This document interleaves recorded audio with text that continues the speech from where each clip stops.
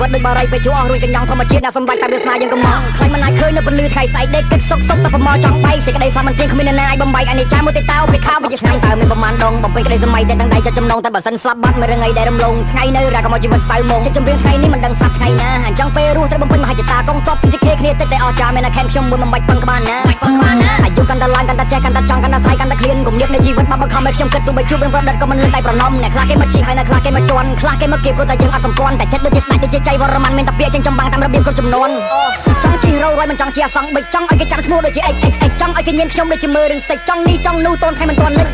ចង់និយាយពីថាចង់ទាំងអស់ឲ្យតែស័កសមឲ្យតែមានចិត្តស្មត់សមលុយដាក់កងតន់ខ្លួននៅកន្លោះទួសួយថ្ងៃស្អែកក៏មិនឲ្យគ្រូម្ដោះខ្ញុំមនុស្សហាក៏មិនចេះមូសាតែមករៀងដៃ10ស្ពត់ព្រះអង្គដងការពេលដែលខ្ញុំបាននិយាយដោយរបបផ្ដាច់ការ Beer King ជាគំរូមន្ត្រីកណ្ដាលទេសនា Everybody know my skill yes sir everybody know my feel ទៅតែខ្ញុំបាននិយាយដូចតែខ្ញុំបានថា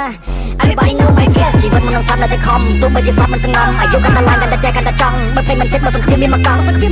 ជីវិតមិននឹងសត្វនៅតែខំទោះបីជាសត្វមិនសងំអាយុកាន់តែឡើងកាន់តែចេះកាន់តែចង់បើពេលមិនចិត្តបើសង្គ្រាមមានមកកង់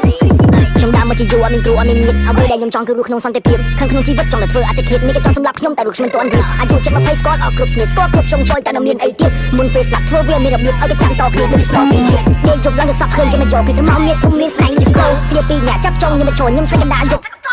មិនទាន់ចង់ស្លាប់មុនអាយុ21ស្លាប់មុនជោគជ័យតែណាខ្ញុំគួយ eliminate ហ្វឹកក៏មិនណាជួយបិទភ្នែកក៏មិនចិត្តមកសឹកខ្ញុំយ៉ាងមួយគ្មានណាបកៃនៅពេលដែលខ្ញុំស្រែកឆ្នាំ2020គេថាខ្ញុំចំឡាយបាយស្លុយសុកក៏ចង់មកចេះរ៉េបព្រោះមិនចង់អត់ប្រយោជន៍គេមើលងាយច្រើនពេកស្រីរត់ចោលក៏ព្រោះតែពាក្យក្របាត់មិនអស់ក៏ព្រោះមិនចេះចូលខ្លាចពេលស្លាប់បាត់មិនមានអ្នកណាយកលុយច្រើនយ៉ាងណាពេលស្លាប់មិនណាយបដូរ